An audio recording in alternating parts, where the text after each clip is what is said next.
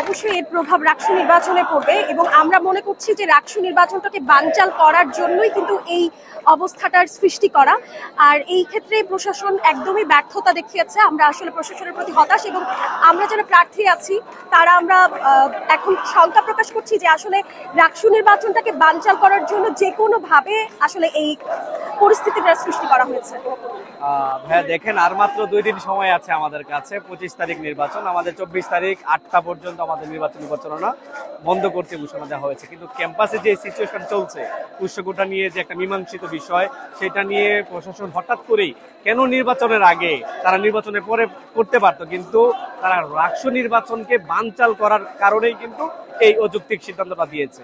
যার ফলে আমরা কিভাবে আমাদের যৌক্তিক দাবি যেটা মীমাংসিত হয়েছিল সেটাকে আবার তুলে ধরেছে, সেটা বাতিলের জন্য কিন্তু আমরা এখানে দাঁড়িয়েছি। আমাদের যে প্রচারণা সময় মাত্র 2 দিন আছে, সেগুলা বাদ দিয়ে কিন্তু আমরা এখানে সবাই দাঁড়িয়েছি। আপনারা জানেন যে রাকসু সিনেট হল সংসদ যত প্রার্থী আছে সবাই কিন্তু এই আন্দোলনে অংশ নিয়েছে।